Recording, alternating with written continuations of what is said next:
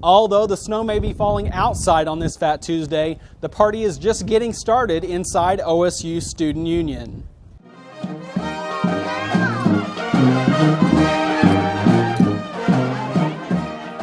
OSU's brass band helped mark the end of what is known as New Orleans' biggest party of the year, also known simply as Mardi Gras. Along with playing the iconic jazz style, the band was also joined by OSU's Office of Undergraduate Admissions to help take part in the annual Second Line Parade. And it's the history behind a Second Line Parade was based on jazz funerals, most notably held in New Orleans. The OSU Second Line Parade procession ran throughout the Student Union, with those in the parade trying their hardest to get others to join in the fun. So the second line is for everybody. And so we celebrate it here because it has great cultural significance as a country, but also because it's an opportunity for community and rejoicing and music. Even OSU First Lady Ann Hargis joined in the festivities, wearing her best Mardi Gras attire and showing OSU students just how to celebrate on Fat Tuesday. I thought it was such a fabulous idea just to celebrate community, celebrate being together, movement, and also just to kind of promote America's healthiest campus. When asked why OSU President Burns Hargis couldn't attend the Mardi Gras celebration, Mrs. Hargis responded with a somewhat heartfelt explanation. That fat boy on Fat Tuesday has meetings set up, so I'll bet he'll be with us next year because he loves New Orleans, he loves jazz, and he loves the students. With Fat Tuesday officially marking the end of Mardi Gras, the OSU Office of Admissions is hoping to make the Second Line Parade an annual cowboy tradition. It was absolutely great. Yeah, I highly recommend it. I hope it just grows and grows. For O State TV, I'm Colton Scott.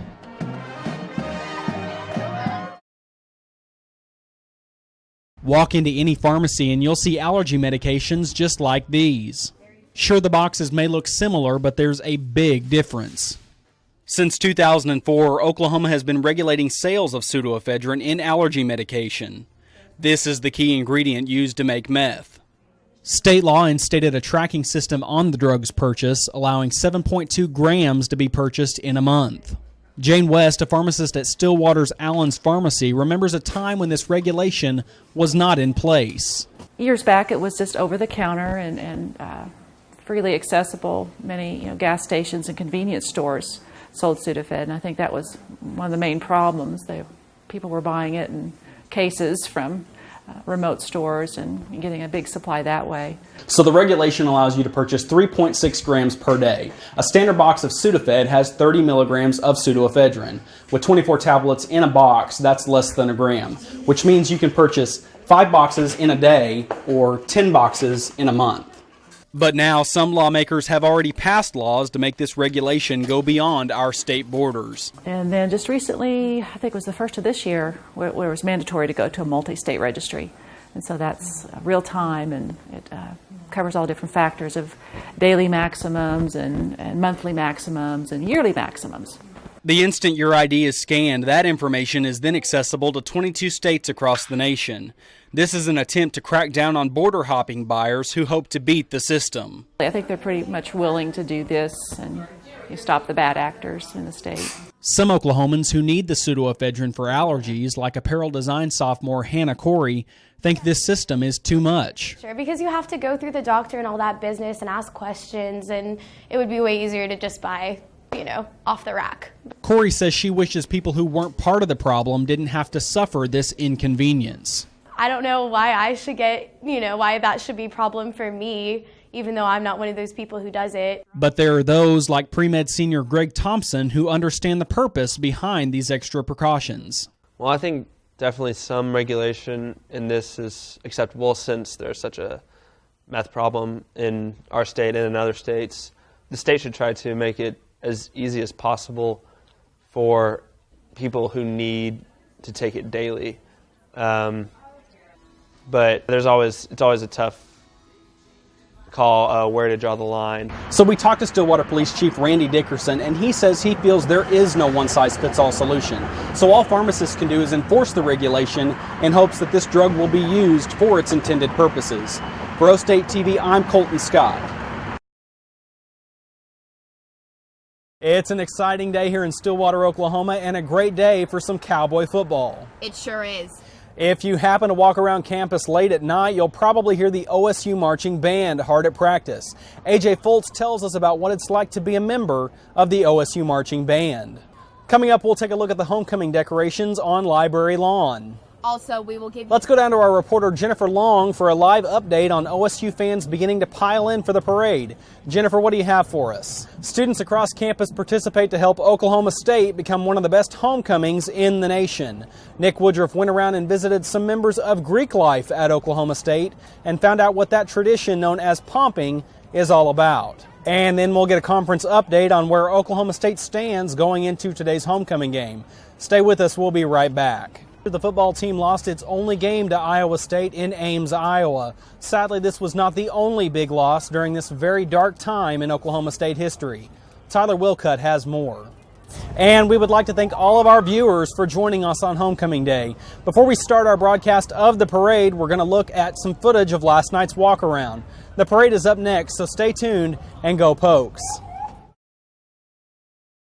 Now that the spring semester is quickly coming to a close, many students are in the process of packing up and moving out. For students living in the residence halls on OSU's campus, moving out and shutting down for the semester can become quite a chore. Probably the most important thing they can do is they got to contact their resident assistant. Everybody's got an RA that lives on the floor in their breezeway and schedule a time to check out. Dr. Brown says many residential assistants will come by and pre-check students' rooms before their assigned checkout date to provide a checklist of what to do before they move out for the summer. Ideally, you're going to leave the room in the same condition you found it in, which means that the floors will be swept at the very least, things will be wiped down. We don't expect it to be perfect. We do go in and clean all the rooms after students move out. So we'll mop it and we'll take care of steam cleaning carpets and things like that. If students aren't able to get everything out of their rooms, items that are left behind are either trashed or donated to local Stillwater charities. Dr. Brown says one of the most important things students should do before checking out is to make sure previous damages and broken appliances are reported before a residential assistant inspects the room. Things get broken from time to time. We don't always bill students for everything if it's just a routine damage. But the best thing is to make sure you clean your room and you take everything out of it. Another place students should check is the lighting fixture in their rooms to make sure that burnout bulbs don't leave them with unwanted charges and fees. For students who leave without setting up a checkout time with their residential assistant, an improper checkout fee is then charged to them. Improper checkout is a student who just takes off, doesn't check out with us, doesn't go through the room. They maybe take their keys or don't take them. But that's the best thing to do is schedule that time, let the RA go through the room with you, and turn in your keys. Don't just take off at the end of the semester. Something that the Department of OSU Housing and Residential Life hopes students can take with them after they leave are good memories of their experience living on campus. We just hope it was a great experience for them, and we wish them to have a safe and fun summer. For O State TV, I'm Colton Scott.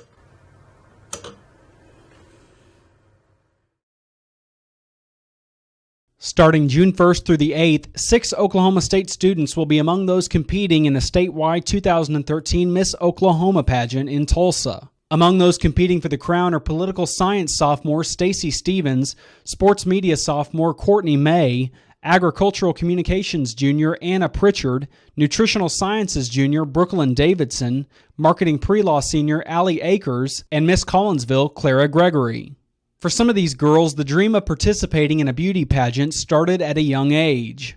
My first pageant was when I was in 2nd grade, and I actually sang then, and then I switched to twirling the batons, and now I'm doing a jazz dance. So it's something that I've done my whole life. Stevens says she learned about the beauty competition world through her grandmother, who was a pageant director. There's a lot of stuff that goes on behind the scenes that people don't see, especially with the interview process. So just from a young age, I made sure I knew what was going on current event-wise, and just chose to serve people and devote my life to helping others and making a difference. Before they became contestants in the Miss Oklahoma pageant, each candidate had to undergo a lengthy interview process in order to ensure they have what it takes to represent Oklahoma. And they do the whole swimsuit, evening gown, private interview, and onstage question. You already do that, and then you win that way, and then you level up. Some of the most popular segments in the beauty pageant world are the evening gown, swimsuit, and talent competitions, and each contestant has their favorite. But I'm going to have to say talent, because I love to sing, and so I'm just excited to get out there and be on that stage. It's so neat to be able to to perform in a venue like that. You don't always get that opportunity. The winner of the Miss Oklahoma title will then go on to compete for the Miss America crown in September in Atlantic City, just like Miss Wisconsin did in 2012.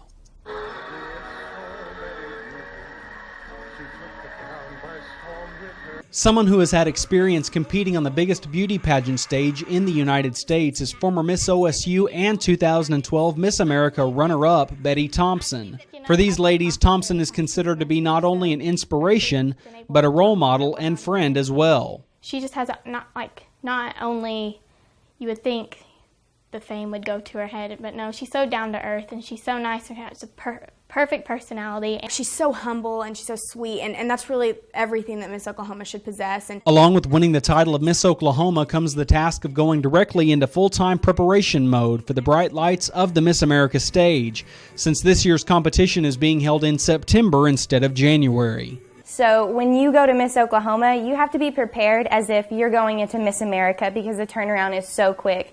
And that's why I think it's so important to prepare for every single step of Miss Oklahoma, just as if you were preparing for Miss America. The dream of possibly being a part of the National Miss America competition is exciting and somewhat overwhelming at the same time for the candidates. That would probably be the biggest thing that I've ever ventured into. I honestly don't know what I'd even think. I feel like that's such a big experience that you have no idea what it's even like until you're there. For O State TV, I'm Colton Scott.